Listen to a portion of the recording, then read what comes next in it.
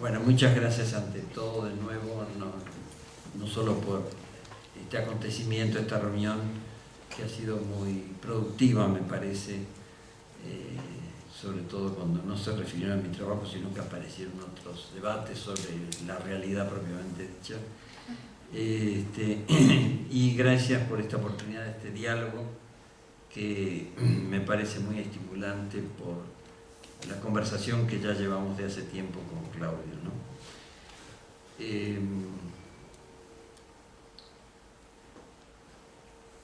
Las corrientes de pensamiento latinoamericano más relevantes para mí.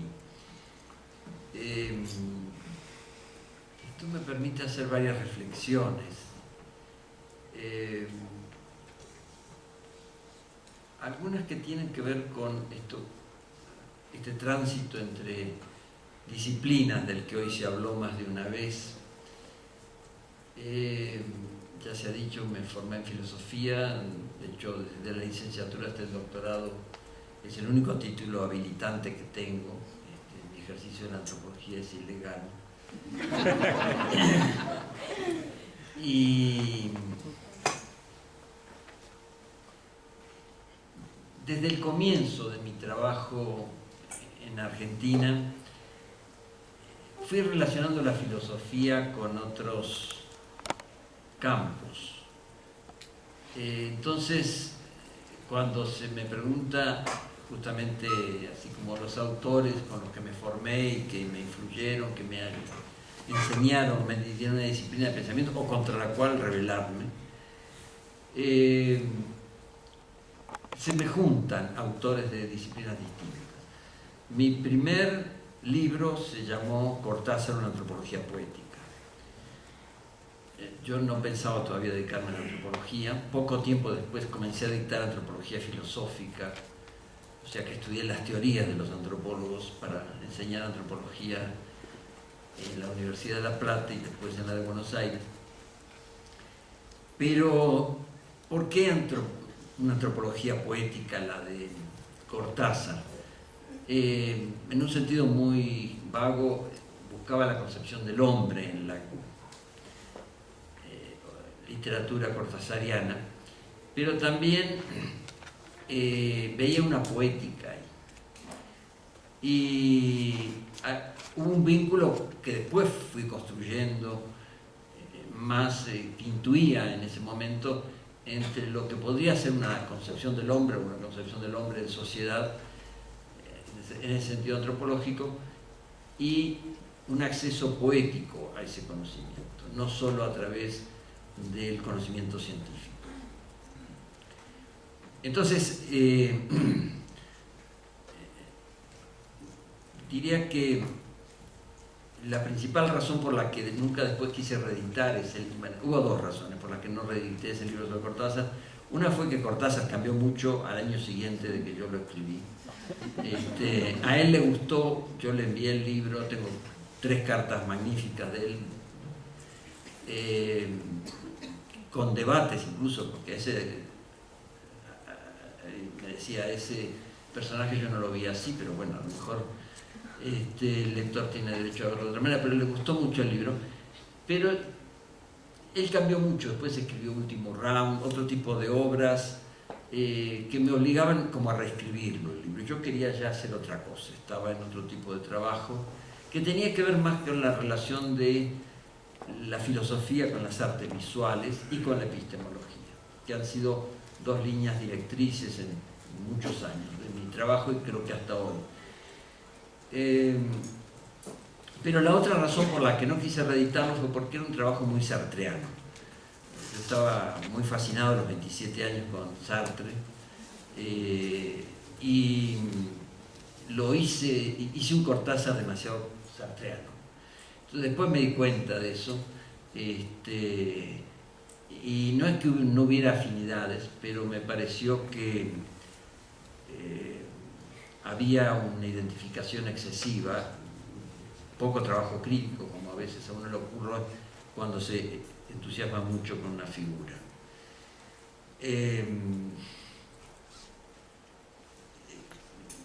Diría que mucho de lo que hacíamos en Argentina en ese momento y en otros lugares de América Latina era tomar a Sartre casi como un autor latinoamericano.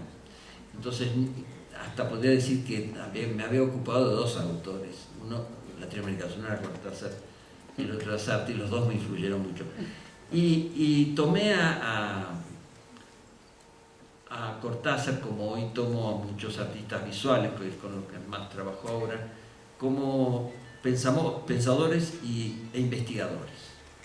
Se mencionó en un momento esta tarde, creo que fue Ana Rosa, que en el trabajo de antropología visual que hicimos en el programa de cultura urbana, integramos a un fotógrafo como un investigador. No un científico social en el sentido tradicional, pero sí un fotógrafo que tenía ya una disciplina de investigación como Pablo Gasparini. Y para mí siempre me atrajeron mucho esos escritores, artistas plásticos, cineastas, que hacen de su carrera creativa un camino cognitivo. Entonces esas fueron dos figuras iniciales muy importantes. Me entusiasmé mucho en Argentina también con Octavio Paz. Yo leía muchos autores mexicanos antes de venir a México, los que más se divulgaban internacionalmente, como Paz, Fuentes, Monsiváis también comencé a leerlo en la revista de la universidad, que llegaba a la Universidad de La Plata. Eran figuras que me importaban mucho. Algunos antropólogos brasileños que comencé a leer en aquellos momentos,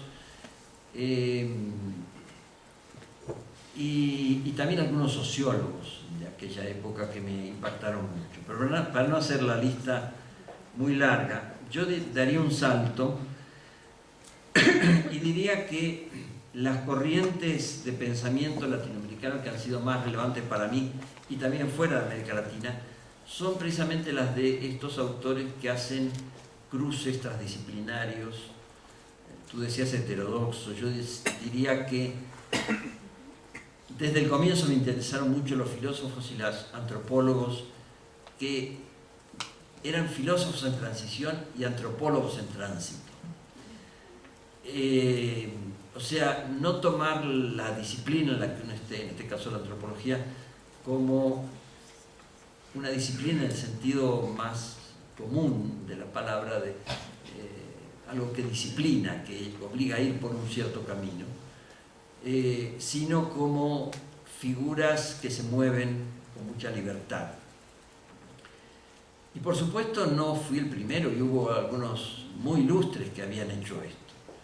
Lévi-Strauss estudió filosofía, después se dedicó a la antropología y se convirtió verdaderamente en un antropólogo con mucho, no tanto trabajo de campo, no fueron muchos meses, pero un trabajo extraordinario de interpretación de los mitos, de las estructuras de pensamiento, de parentesco, etc.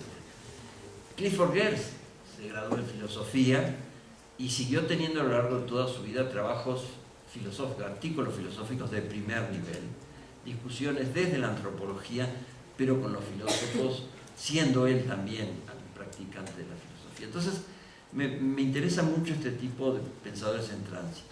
Y afortunadamente en América Latina creo que hemos tenido y tenemos muchos investigadores así. Algunos están en esta sala, como lo que escuchamos de Jesús Martín Barbero esta mañana, es un testimonio de ese tipo de estrategia de conocimiento que se nutre en varias fuentes con mucha versatilidad para usar recursos de disciplinas distintas.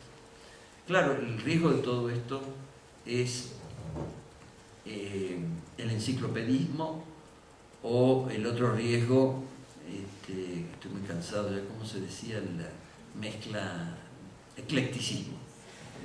El eclecticismo. A mí no me parece malo en principio el eclecticismo, salvo cuando no tiene autocrítica epistemológica, cuando no piensa las condiciones de posibilidad del conocimiento, sino que simplemente toma de distintos lugares y hace lo que sería una pésima hibridación, un patchwork, que puede servir a lo mejor para cubrirse un poco, como casi todos los patchwork, pero que no sirven para producir conocimiento nuevo, porque uno tiene que trabajar en las fronteras de las disciplinas, y esa fue una de las razones que me llevó a elegir el autor en el cual me concentré como objeto de investigación para la tesis de doctorado, que fue Merleau-Ponty, y trabajé, porque era un autor que me permitía ajustar cuentas con las 3 formaciones principales que yo había tenido a lo largo de mi carrera de estudiante, que eran fenomenología, estructuralismo y marxismo. Y Merleau-Ponty estaba en la intersección de esos 3. Y elegí para que dirigiera la tesis a Paul Ricoeur porque a mí me parece que fue todavía más que Merleau-Ponty un pensador de las intersecciones. Y no fue un hombre que tuviera Paul Ricoeur una teoría sistemática en filosofía, no es reconocido por eso, sino por haber pensado esos lugares de fricción entre las teorías, entre las disciplinas, los lugares donde se tocan y hacen ruido, hacen chispas, ¿no? Y pensar allí en esas intersecciones. A mí me parece que hay una fecundidad en ese lugar. Bueno, entonces no espero ya a Federico, comienzo muy breve y rápidamente dando las gracias por la invitación. Es un enorme gusto estar acá en este evento, en esta celebración. Es también un honor, desde luego, que agradezco, y todo eso se suma a la fortuna que he tenido, el privilegio de ser amigo de Néstor tantos años ya, y de que hemos podido tener conversaciones menos estructuradas que estas durante ya casi 20 años. Así es que sí hice esta mañana, como la conversación se supone que sí hubo cierta ambigüedad en la invitación, porque a mí no me dijeron debate, pero sí conversación, pero luego habían preguntas. Entonces es como algo a caballo entre una conversación y una entrevista, creo, el formato. Pero como la conversación es un arte efímero, como el del haiku, yo escribí mis preguntas esta mañana temprano, puede haber pensado, bueno, ¿qué vamos a conversar con esto? Y con ¿cómo se llama? La seguridad, porque lo conozco, somos amigos, de que si no les gusta lo que planteo, planteará otra cosa. Entonces, está entendido que lo que yo planteo aquí no necesariamente va a ser lo que yo hablar. Bueno, pero lo que sí había pensado a nivel, sí se nos convocó a hablar de antropología de América Latina. Y creo que estas reflexiones en torno a la formación filosófica son sumamente interesantes, para mí muy interesantes. Y yo había pensado en torno a la antropología, comenzar con unas preguntas en torno a los años 80, que creo que es en realidad más o menos la época en que la mirada tuya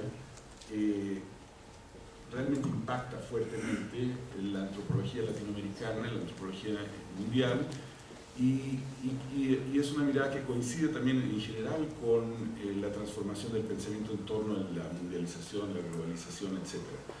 Yo pensaba una primera pregunta o tema planteado un poco local mexicano, pero que creo que tiene ramificaciones hacia América Latina de una manera un poco diversa. Que fue ese momento, un momento sobre el que escribí una vez en un ensayo que escribí hace como 15 años, que se llamaba Descubrimiento y Desilusión en la antropología mexicana, en que el finado Alejandro Figueroa, muy recordado amigo antropólogo, que fue director brevemente de la Escuela Nacional de Antropología, poco después de entrar a la dirección de la ENA, yo creo que tú eras profesor de la ENA en ese tiempo, hizo un concierto de rock para mejorar un poco la onda de la cuestión, y trajo también, él había trabajado con yaquis, trajo un curandero para hacerle una limpia a la escuela la necesitaba, siempre la ha necesitado, con todo cariño. Entonces Alejandro, que tenía como esa clase de chispa y creatividad, se le ocurrió traer al curandero. El curandero vino, vio bien la cosa, ya estaba la ENA, ya había dejado el Museo de Antropología, estaba donde está ahora, en Cuilco, junto a la pirámide, y entonces vio el curandero el rollo y dijo, pues mira, que el problema está así. La escuela la construyeron mal orientada relativa a la pirámide. Entonces toda la mala vibra de la pirámide se va a la escuela, y toda la buena vibra se va al frente del sur. El diagnóstico del chamán era muy certero y muy indicativo realmente de la crisis en la que estaba la antropología mexicana en los años 80, ¿no? Y lo interesante es que es justamente en esa tensión en la que sí surge tu trabajo. Es decir, tú te fuiste enfrente a Perisur, por un lado, y también en la pirámide. O sea, de alguna manera, el eje fue más para ti la escuela que la pirámide. La escuela te sirvió para unir la pirámide con Perisur, y sobre todo para entrar a Perisur. Bueno, todos entrábamos a Perisur, pero para ver Perisur, que sí es una tarea de un antropólogo. Entonces, quería comenzar hablando cómo caracterizarías tú el cambio de la antropología en los años 80. Bueno, fue un momento apasionante en México, porque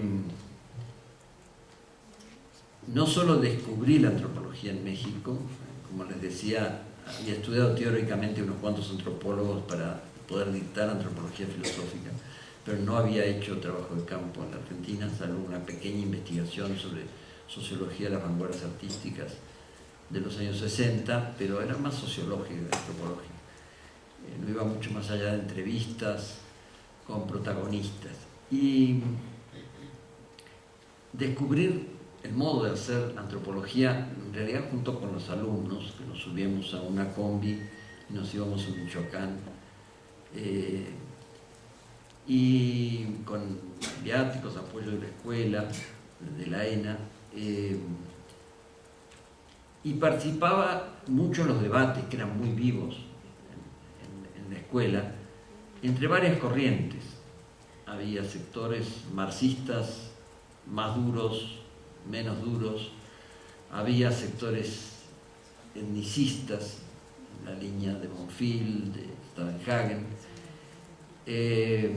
y había muchas otras variantes de pensamiento crítico en general. No necesariamente todos iban en la misma dirección, aunque parecía que venían de tal corriente. Una anécdota que me gusta mucho contar es que el primer año que comencé a dar clases en la escuela, en la ENA, tenía un curso de unos 70 alumnos. Llego un día y había solo 6. ¿Qué pasó? No, están en la asamblea. ¿Y por qué es la asamblea? Bueno, porque quieren cambiar el plan de estudios y ustedes ¿por qué no fueron? Bueno, me dice uno de ellos, que era el Pino, Salvador Martínez de la Roca, el líder del 68. Dice, porque yo ya estudié economía y quieren poner más cursos de capital. Yo vine acá a estudiar antropología, o sea, mito, religión. Entonces, él venía, sigue siendo marxista, venía de economía, pero en realidad iba a la ENA a hacer un cruce distinto, ¿no? Y bueno, me hice amigo de muchos y colegas de muchos, aprendí mucho, por ejemplo, de gente como Bonfil, Stavenhagen, pero también de compañeros de esa época y muchos de los estudiantes. O sea, los primeros años en la licenciatura en la ENA fueron muy atractivos, muy motivantes, pero realmente la gran experiencia, me parece formativa para mí en la antropología mexicana, fue en el posgrado de antropología, en la maestría, que contribuía a crear y donde había alumnos excelentes, había ya un poco menos de aceptabilidad indiscriminada como había en la licenciatura de esa época en la ENA, y se seleccionaba más. Y bueno, ahí conocí a muchos de los que hoy están aquí en esta sala, que mencioné esta mañana, que después pasaron de la ENA a la UAM, como Lalo Nibón, Raúl Nieto, Patricia Zaffa, Ana Rosas, muchos otros que fueron estudiantes de la maestría. Yo les di clases, pero yo veía cómo avanzaban las investigaciones de ellos y aprendía muchísimo con ellos. Y empecé muy rápidamente a hacer investigaciones. Cuando trabajé sobre Tijuana, trabajé sobre la Ciudad de México, incorporándose a ellos como colegas. Y ahí me di cuenta que comenzaban a suceder algunas cosas distintas del debate que yo percibía, porque el debate, a mi manera de ver, estaba muy instalado doctrinariamente en esa época. Se trataba de salir de un México para pasar a otro, salir del México indigenista, como intentan los etnicistas, los críticos del 68, profesores y estudiantes. Al mismo tiempo había una adhesión masiva al marxismo, como hubo en toda América Latina en ese periodo y bastantes años más. Entonces eso se traducía en hacer agendas que hoy veo más doctrinarias que empíricas, porque la pregunta era si había que proletarizar a los campesinos o campesinizar a los indígenas.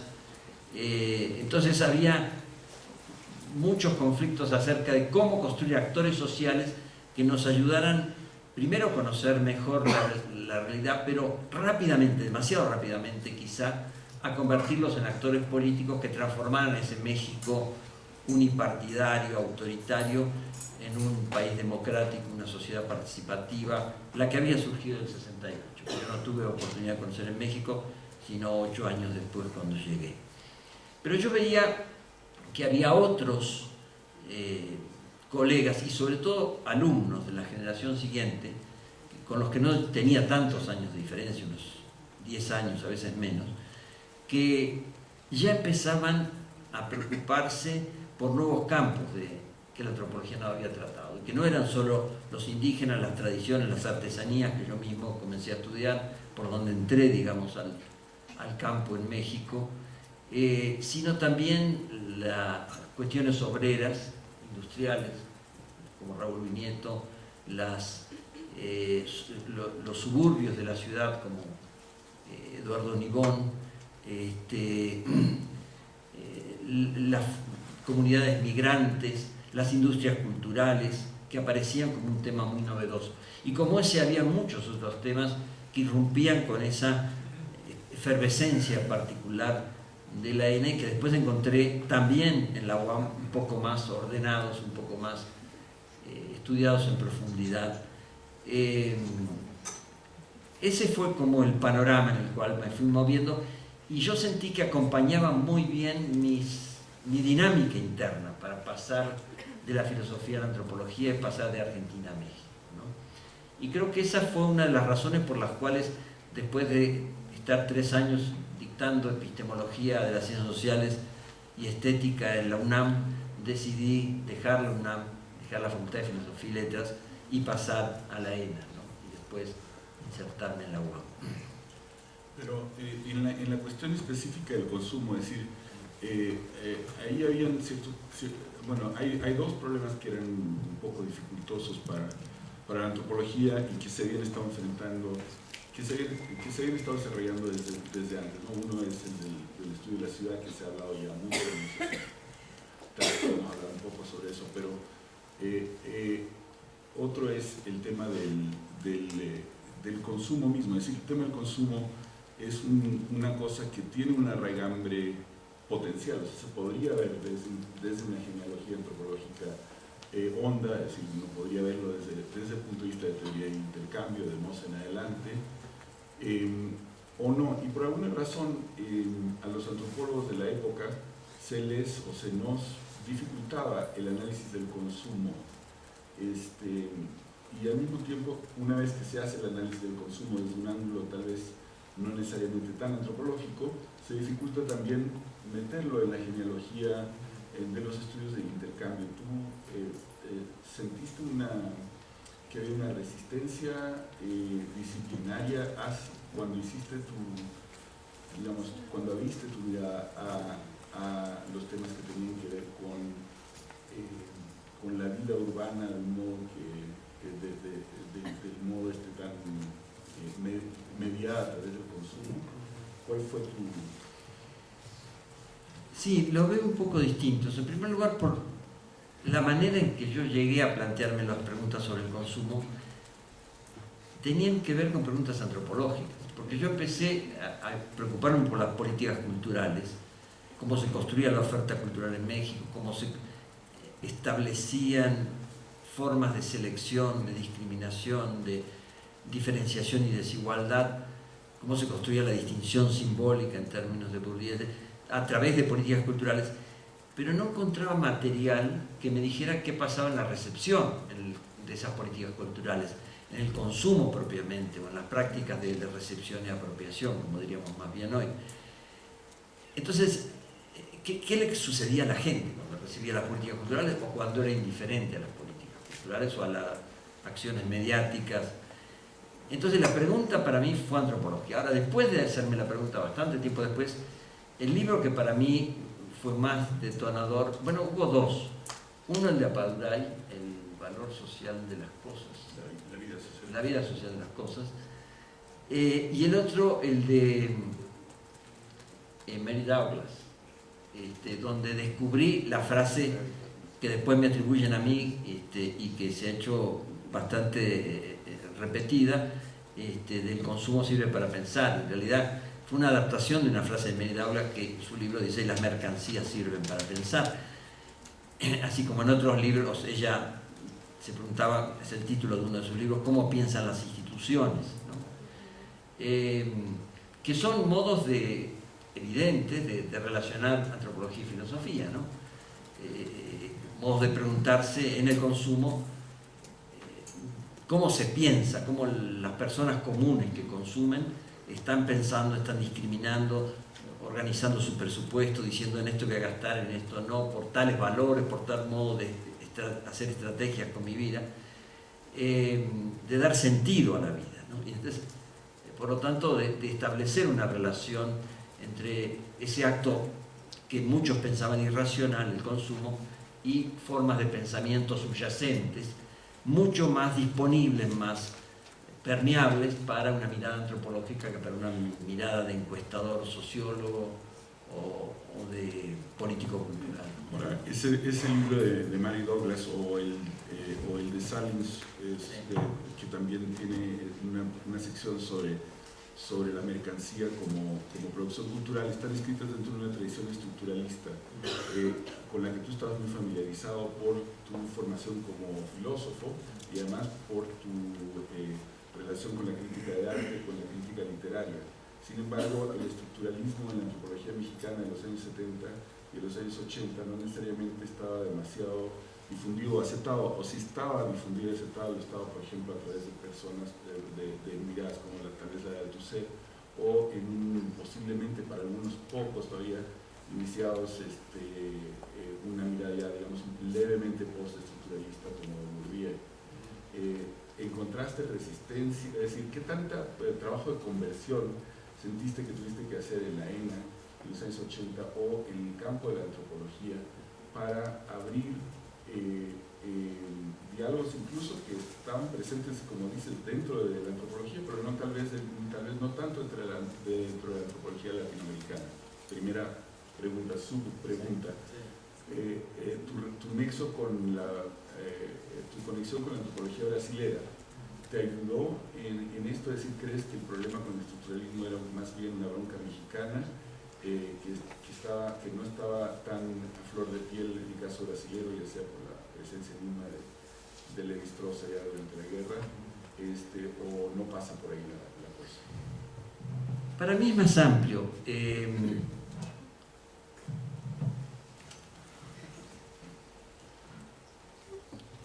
No fue solo con el estructuralismo, había algunos pocos buenos levi-straussianos en esa época en México, incluso en la escuela de antropología.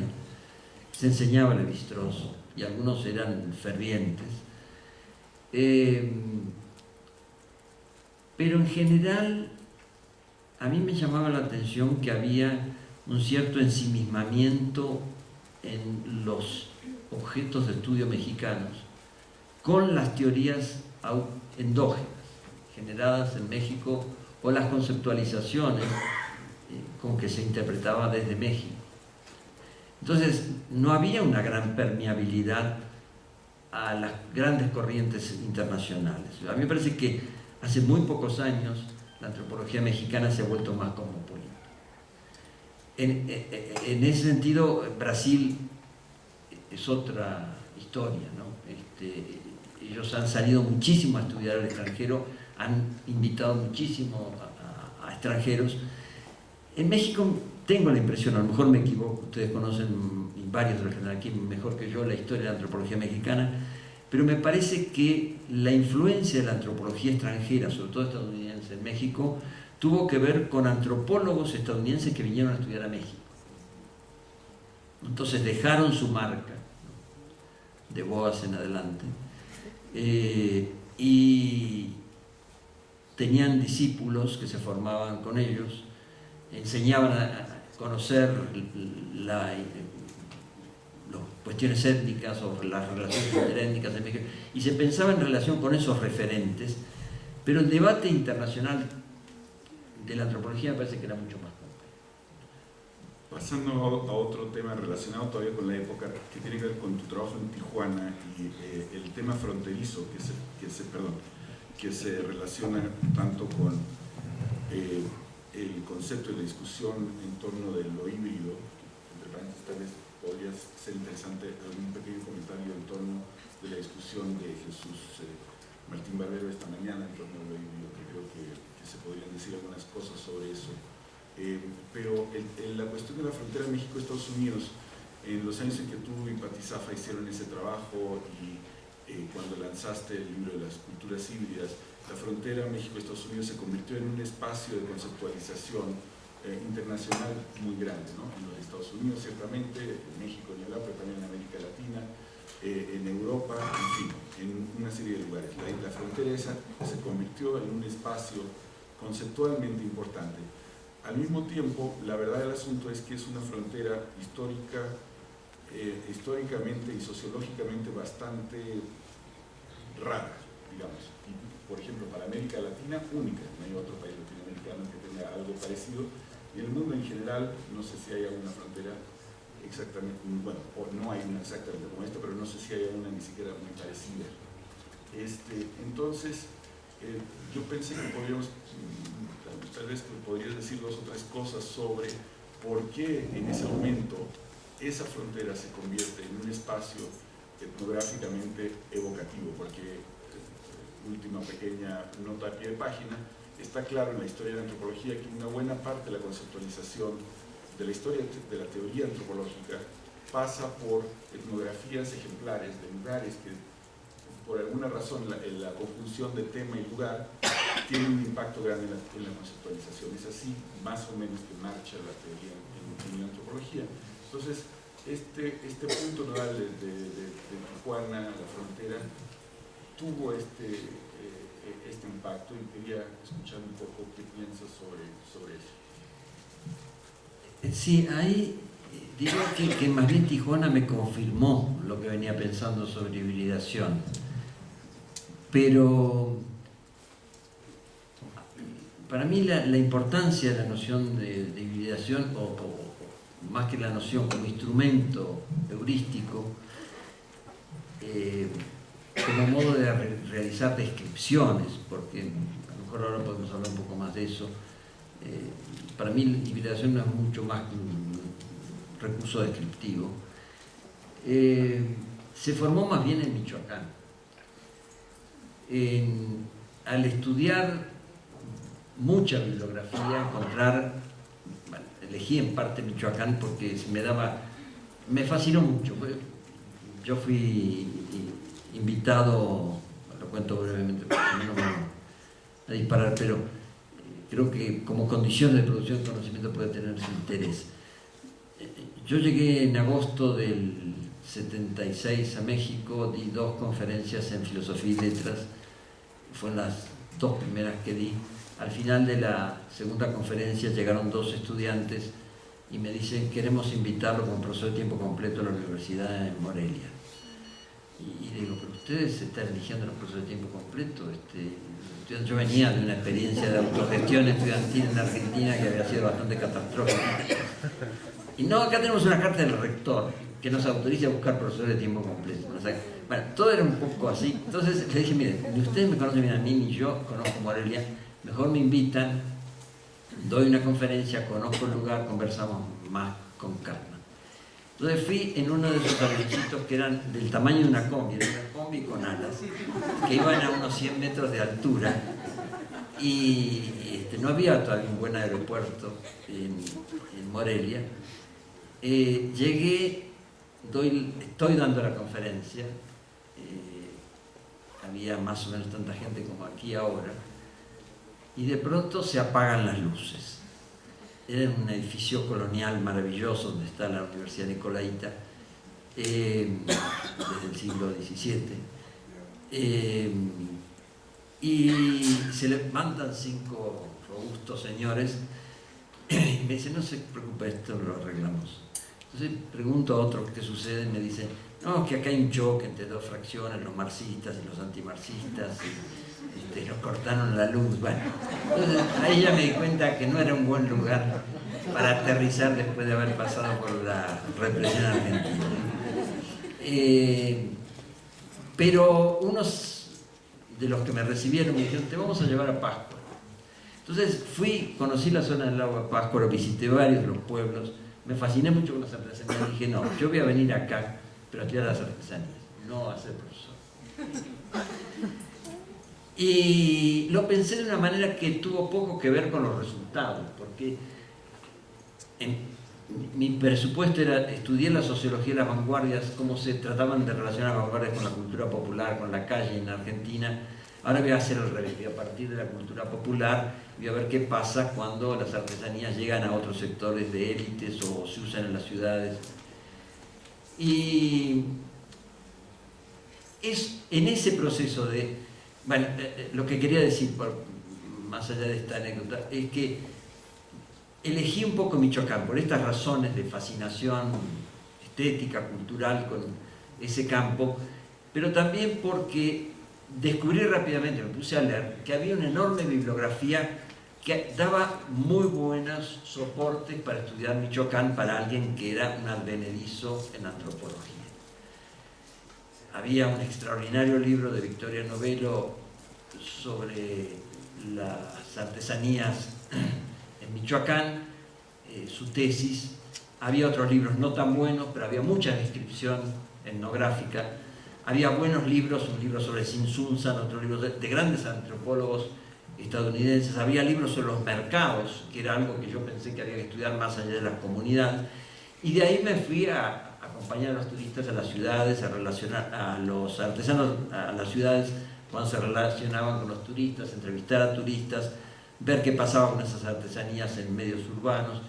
Y ahí se me armó la idea de hibridación, de las mezclas que había entre culturas dentro mismo de México, que tomaban un objeto que era para ponérselo en el cuerpo y lo convertían en un huipil, en un tejido para decorar una pared en un departamento moderno, o así como ustedes saben, con casi todos los objetos, las máscaras rituales convertidas en objetos también escenográficos, decorativos.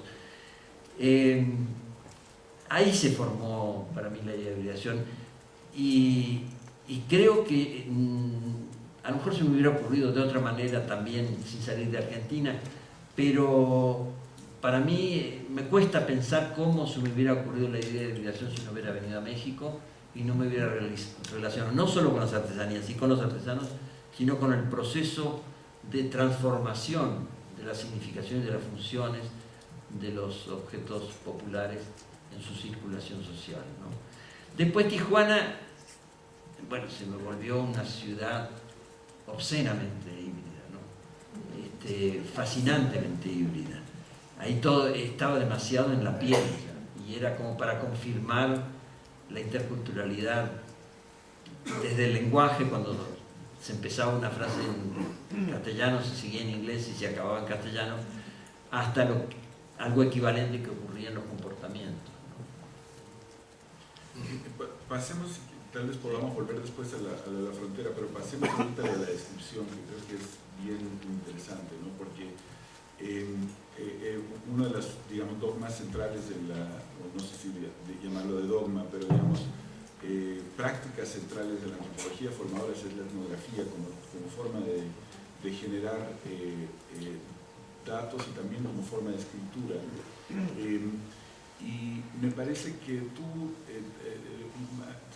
tu escritura tiene algo de muy interesante desde un punto de vista latinoamericano, porque se mezcla la etnografía con técnicas más tradicionalmente de la sociología, que era probablemente la falta de eso era tal vez parte del problema para que la antropología ingresara a los estudios urbanos del modo en que tú lo proponías, pero también con la ensayística, que es tal vez la tradición, y la cuestión con la ensayística que me parece que hay una cierta tensión entre la parte sociológica basada, digamos, en encuestas y la atracción hacia la ensayística. Es una tensión productiva, sin duda, pero me parece que es una tensión. ¿Por qué? Porque por un lado, la sociología, la técnica sociológica de la encuesta tiende al mapeo, ¿no? Entonces tiende uno a decir, bueno, esto es acá, allá, muy literalmente, como hemos visto también en algunas de las ponencias, ¿no? Mapas, cosa que es muy agradable para el etnógrafo. Un mapa, por fin, ¿no? Ya me siento, es un lugar, es una cosa, pero al mismo tiempo está peleado todo eso con el tema central del asunto, que es que la ciudad es inacible, no solo porque crece al ritmo totalmente mágico, así de realismo mágico que conocemos, y no solo crece, sino que se destruye, es así como ¿cómo se llama? El hielo cuando llega a Macondo, así no lo puedes describir, ¿no? Sino porque, como dicen todos los urbanistas y toda la ciudad es un proceso, no una cosa. Entonces, en sí mismo el objeto estudio es un objeto inacible y al mismo tiempo es un objeto que está constantemente siendo representado, como tú lo muestras, en imaginarios, en narrativas, etcétera, representado también por ti. Entonces, y por todos los demás, por todos, constantemente, obsesivamente representado, yo diría.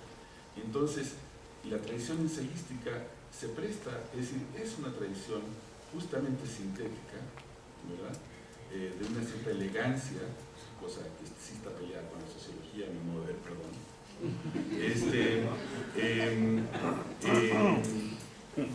Pero también de una cierta manga ancha a nivel de la representación que se puede hermanar demasiado fácilmente con esos imaginarios. Entonces, ¿cómo has pensado en la relación entre etnografía, encuesta y ensayística en tus estrategias descriptivas? Sí, lo he pensado mucho, no tengo nada resuelto.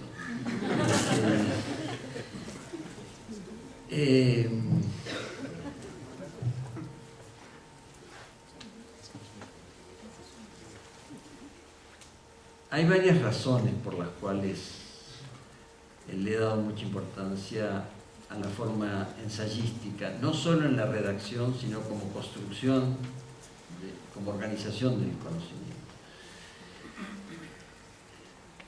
Subrayo esto porque para mí el ensayo es una forma de conocimiento, es una vía de conocimiento, y hay grandes ensayos en México y en muchos otros países sin los cuales no sabríamos algo de lo que sabemos. El ensayo tiene una flexibilidad, es cierto, esa manga ancha de la que hablabas, esas imprecisiones. Y ahí es donde me parece que tiene utilidad la observación etnográfica minuciosa y la parte cuantitativa, no solo las encuestas, sino las estadísticas, los censos, todos los recursos cuantitativos más empleados habitualmente por la sociología.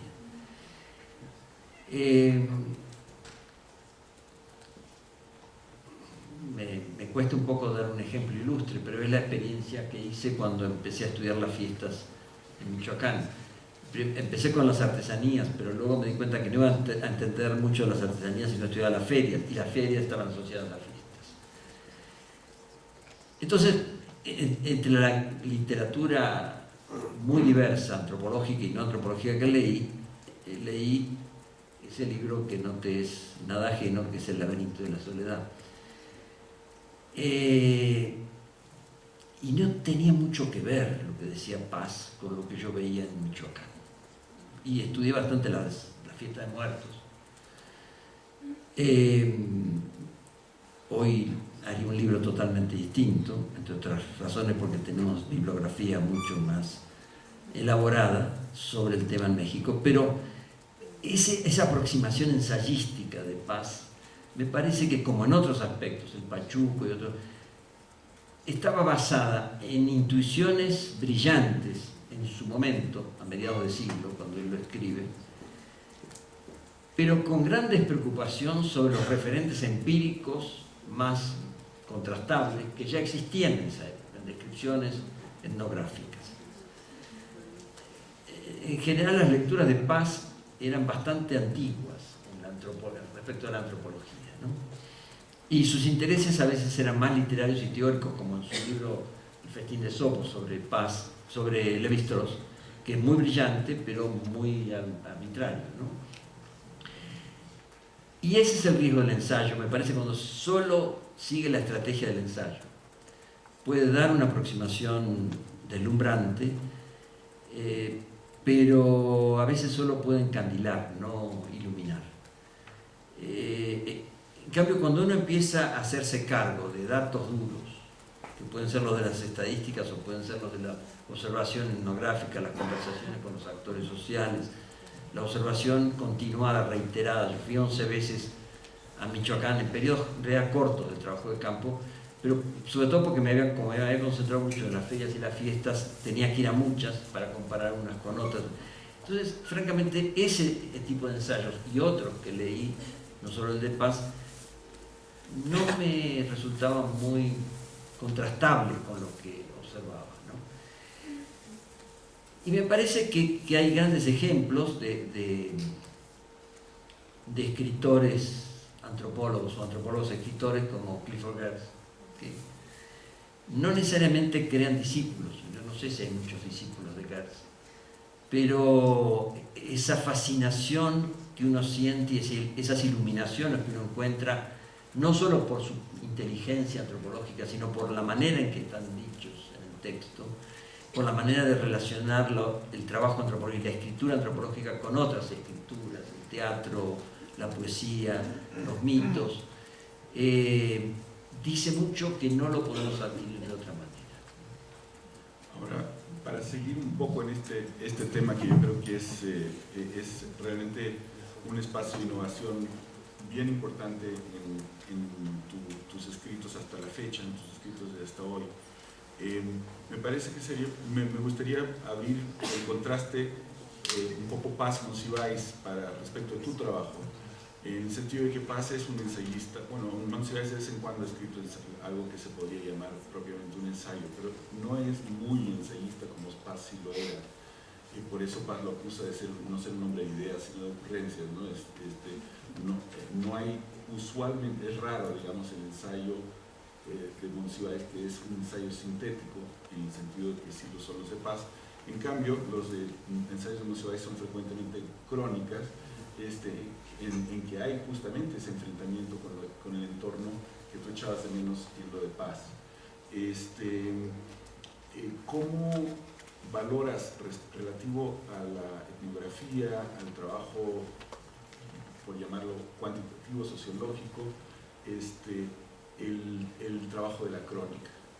Sí, qué bueno que dijiste la palabra porque era la que quería decir. O sea, Monsiváis no nos ofrece ni etnografías ni ensayos. Yo creo que lo más valioso de su obra son extraordinarias crónicas, únicas, sobre ciertos aspectos de la vida de México, aún de aspectos que a él no le gustaban mucho, en lo cual uno diría que casi es un etnógrafo, ¿no? Como que haya escrito sobre el fútbol, por ejemplo, que no le gusta, y haya hecho observaciones muy atinadas, demuestra que es un observador extraordinario, ¿no? Pero creo que él eligió otro recurso que también me parece muy legítimo y que muchos antropólogos han usado, que es la crónica. Es decir, cómo expongo lo que vi, lo que escuché, cómo lo narro. Bueno, la crónica y las grandes crónicas son modelos de cómo poder hacerlo, cómo poder organizar, ¿sabes? Ahora, en Monsiváis me parece que, te lo paso ahorita, perdón, en Monsiváis yo creo que la acusación de Paz era injusta respecto a Monsiváis, por cierto, en el sentido, pero sí pienso que Monsiváis es más como en la tipología famosa de Isaías Berlín, pese a las apariencias, es mucho más un erizo que un zorro, es decir, tiene una idea, y esa idea tiene mucho que ver con tu trabajo, que es: México es una sociedad de masas. y tenemos una tarea descriptiva enorme enfrente porque no sabemos qué es eso ni con qué se come, pero eso es lo que es. Bueno, no sé si esa sea una interpretación con la que coincida respecto a Monsiváis, pero creo que hay por lo menos una idea que frecuentemente emerge cuando sí se pone más ensayístico Monsiváis, ¿y qué es esa? ¿No? La famosa cosa de Monsiváis de que en México no hay una casa de la burguesía que no tenga su colección prehispánica ni una casa pobre que no tenga una televisión, ¿no? Y bueno, esa es la idea de Monsiváis, pero es una idea que tú has explorado y has conceptualizado antropológicamente, eso sí no creo que haya del todo en Monsiváis. Ya te lo paso.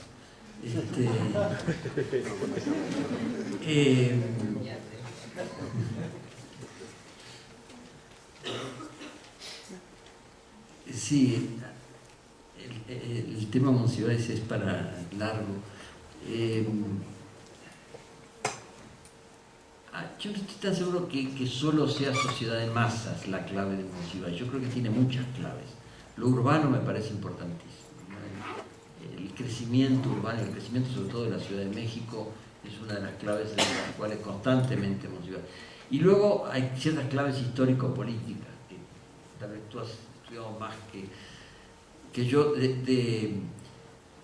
Él percibió ciertas claves en la historia de México que no son las habituales ni en la historiografía oficial ni en la historiografía alternativa que se ha hecho en los últimos 20, 25 años en México, y en donde creo que gran parte de su astucia, en el mejor sentido de la palabra, ha sido esta observación, diría casi etnográfica, no tiene la metodología etnográfica, pero para percibir situaciones emblemáticas, especialmente significativas, en un baile popular, en una manifestación política, en espacios culturales cotidianos de la ciudad. Es un observador extraordinario. Ahora, efectivamente, a mí me ha ocurrido, estoy trabajando tal tema cuando trabajaba especialmente en la Ciudad de México, o algunos temas de historia cultural y políticas culturales, iba a los textos de Monsiváis y efectivamente encontraba casi nada de sistematización, casi nunca una cifra, un dato duro que anclara las observaciones, pero observaciones que eran extremadamente sugerentes para volver a mirar lo que sucedía.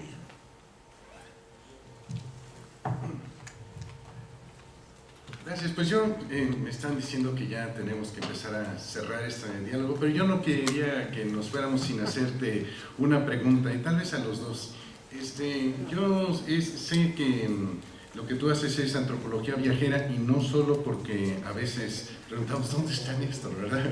En Argentina, ¿dónde está Néstor? Bueno, también porque fíjate que a mí me pasó una cosa muy peculiar.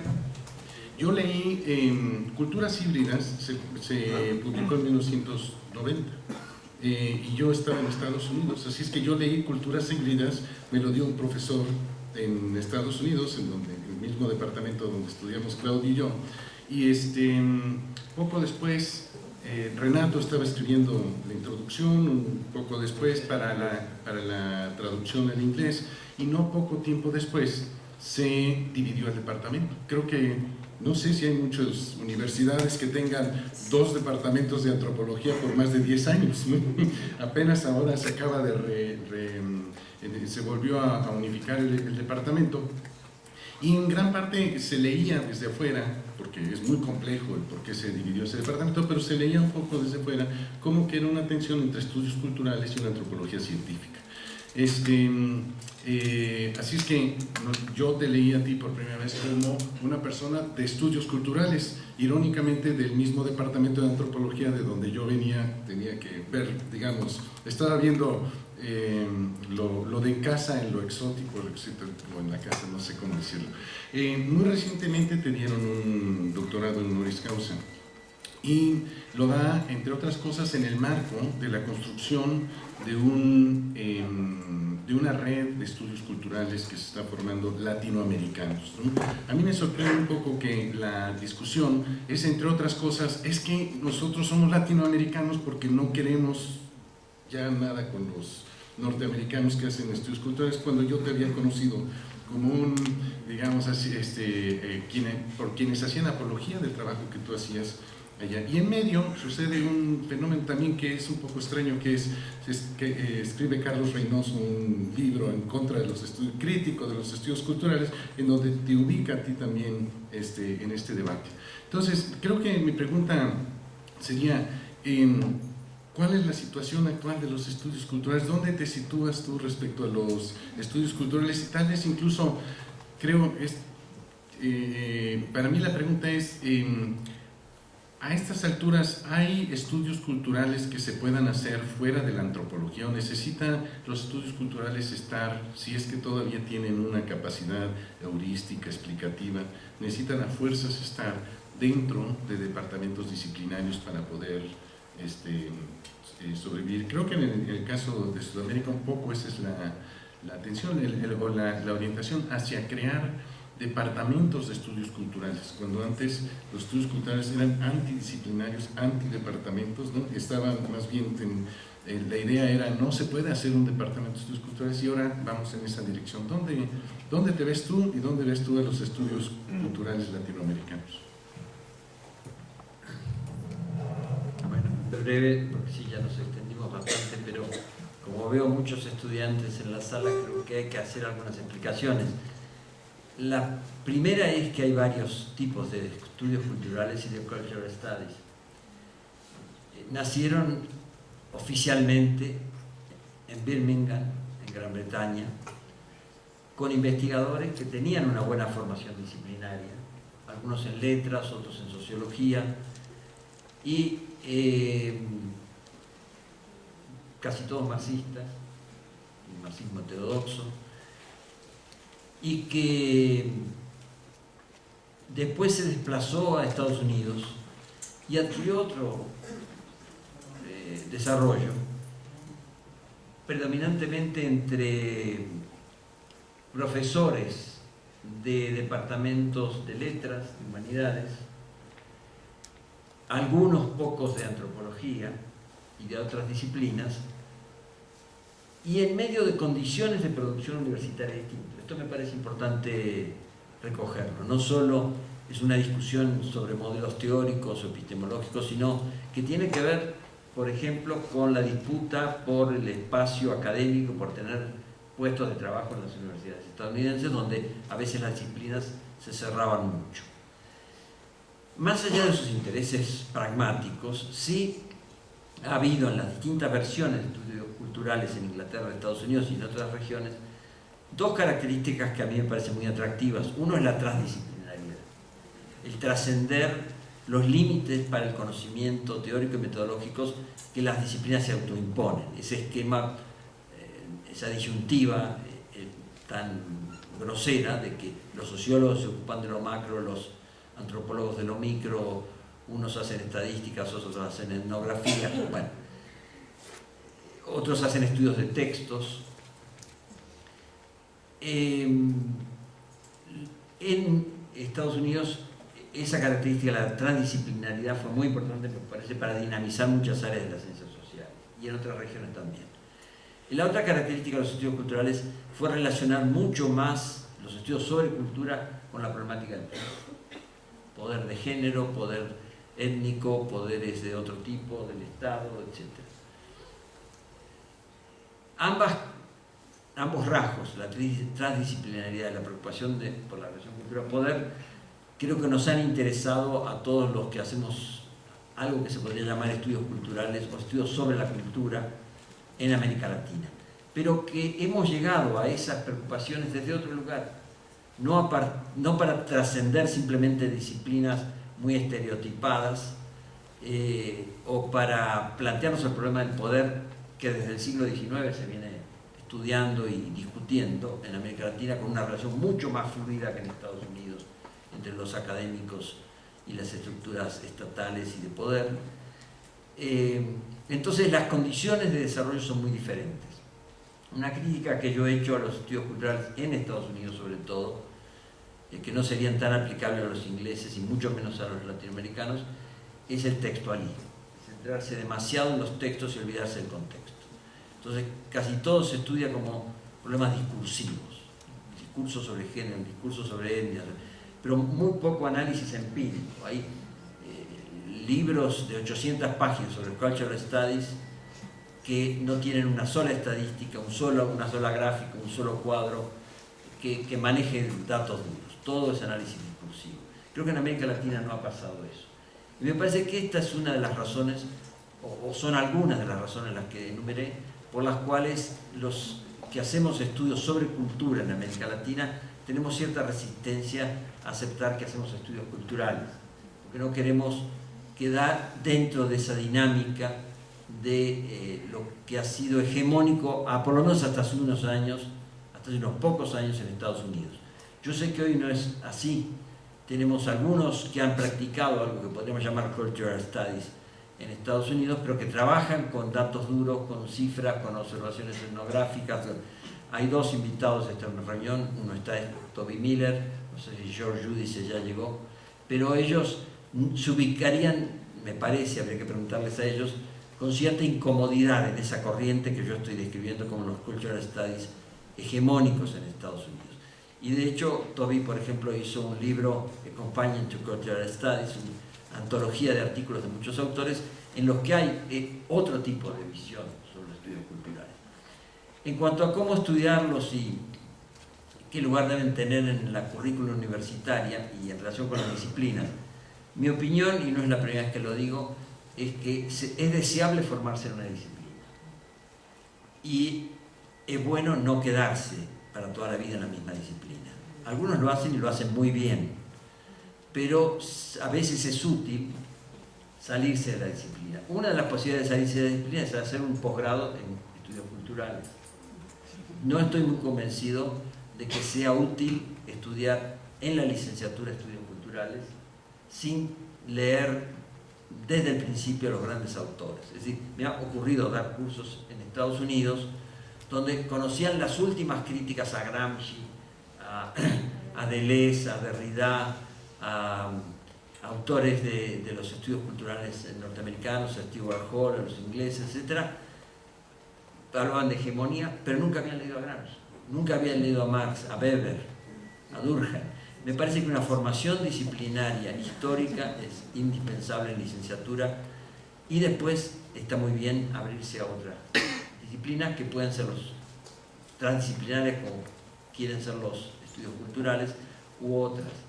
En este momento, yo terminaría la respuesta con esto, tenemos una situación casi natural, habitual en este sentido, en América Latina, no solo en México, de que muchos hacen la licenciatura en una disciplina, por ejemplo antropología, luego la maestría en economía y el doctorado a lo mejor en comunicación, o al revés. Hay ejemplos en nuestro propio departamento de antropología de estudiantes que vienen de economía, de literatura y vienen a estudiar antropología, ¿no? Hay una circularidad extraordinaria y hay ya muy buenas investigaciones, muy consolidadas en América Latina en estos campos. Estoy pensando en Alejandro Grimson, que estudió primero la licenciatura en comunicación, después el doctorado en antropología. Estoy pensando en Rosalía Binocur, que empezó con pedagogía y siguió con... ¿Qué estudiaste en Flaxo? Algo de sociología, y estudió el doctorado en antropología. O Rosana Reguillo. Son obras difícilmente clasificables en una sola disciplina, pero si uno las mira de la antropología, son buena antropología. Si uno las mira de la comunicación, son estudios sobre comunicación muy bien informados sobre el estado de la disciplina.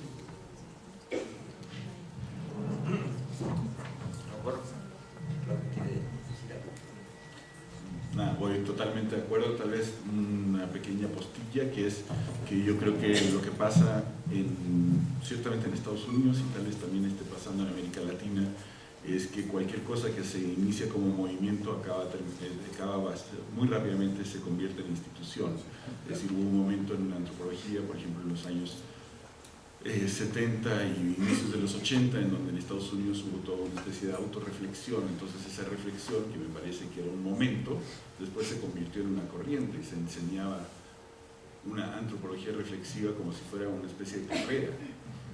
Eso tiene que ver, yo creo, con las circunstancias institucionales de la producción. A mi modo de ver, hay una circunstancia que da pie al auge de los estudios culturales internacionalmente. Esa circunstancia tiene que ver con una transformación de época que requiere probablemente una reconfiguración de cuáles son los, entre comillas, teóricos, es decir, cuáles son dónde va a derivar una disciplina que estudia la cultura, y entonces se crea como una especie de nuevo canon, una serie de nuevos libros, no nuevos, usualmente son muy viejos libros, pero que se están combinando de una forma novedosa, aunada a una atención prácticamente obsesiva a los fenómenos emergentes. ¿Por qué se están fijando tanto los fenómenos emergentes? Porque estábamos en un cambio de época. De esto estoy hablando ya como historiador. Entonces, por ejemplo, a mí me pareció que lo que dijo Martín Barbero esta mañana respecto de cómo se llamaban los objetos culturales no identificados en la obra de Néstor, es cierto, porque parte de lo que está haciendo Néstor en los trabajos de los 80s y los 90s es fijarse en una serie de fenómenos emergentes.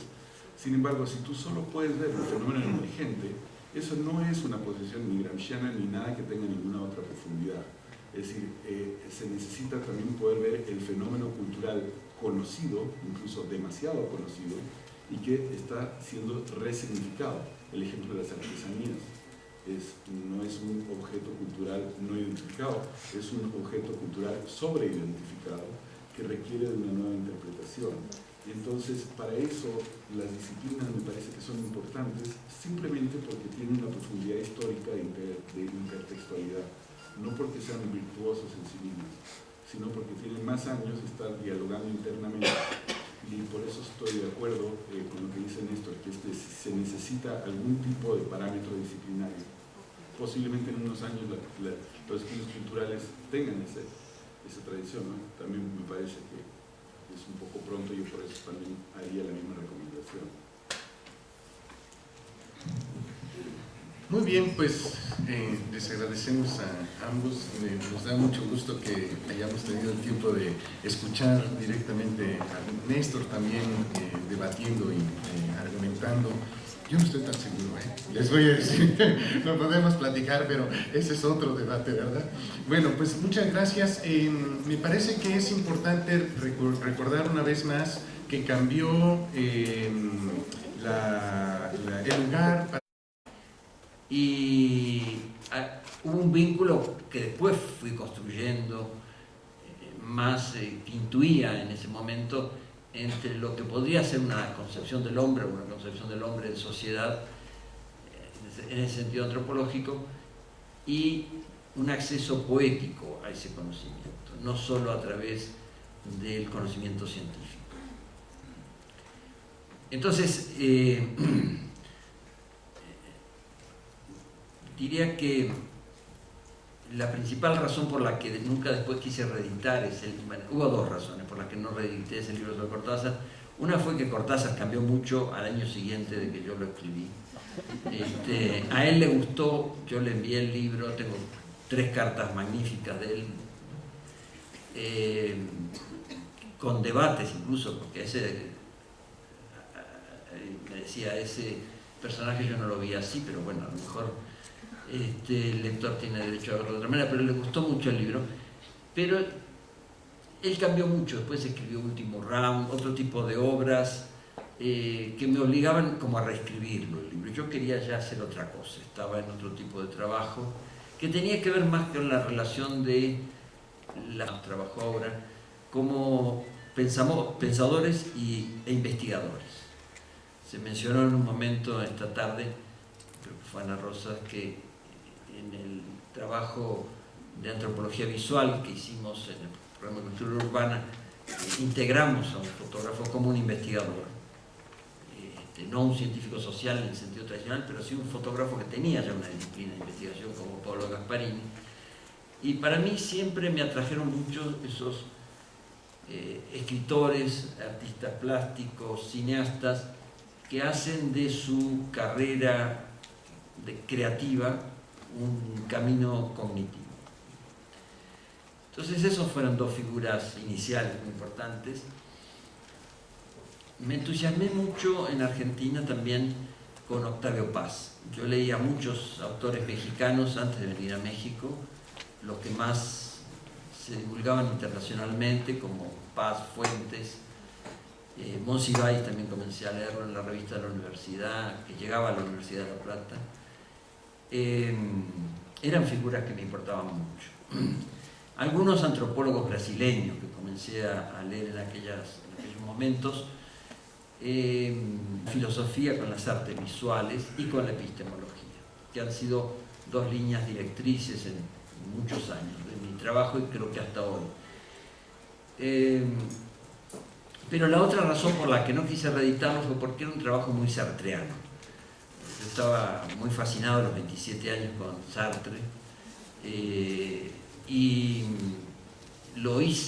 hice un Cortázar demasiado sartreano. Entonces después me di cuenta de eso, y no es que no hubiera afinidades, pero me pareció que había una identificación excesiva, poco trabajo crítico, como a veces a uno le ocurre cuando se entusiasma mucho con una figura.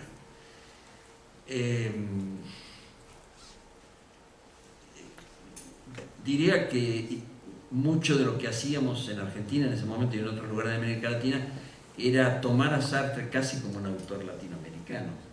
Entonces, hasta podría decir que me había ocupado de dos autores, uno latinoamericano, uno era Cortázar y el otro era Sartre, y los dos me influyeron mucho.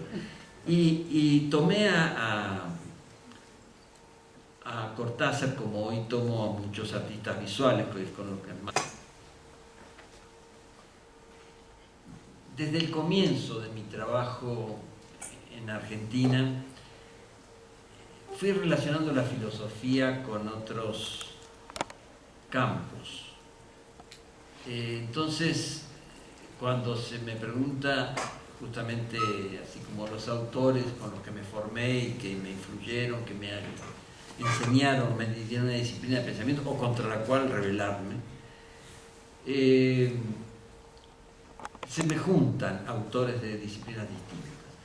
Mi primer libro se llamó Cortázar, una antropología poética. Yo no pensaba todavía dedicarme a la antropología. Poco tiempo después comencé a dictar antropología filosófica, o sea que estudié las teorías de los antropólogos para enseñar antropología en la Universidad de La Plata y después en la de Buenos Aires. Pero, ¿por qué una antropología poética, la de Cortázar? En un sentido muy vago, buscaba la concepción del hombre en la literatura cortázariana, pero también veía una poética ahí. Bueno, muchas gracias ante todo de nuevo, no solo por este acontecimiento, esta reunión que ha sido muy productiva, me parece, sobre todo cuando no se refirieron a mi trabajo, sino que aparecieron otros debates sobre la realidad propiamente dicha. Y gracias por esta oportunidad de este diálogo que me parece muy estimulante por la conversación que ya llevamos de hace tiempo con Claudio, ¿no?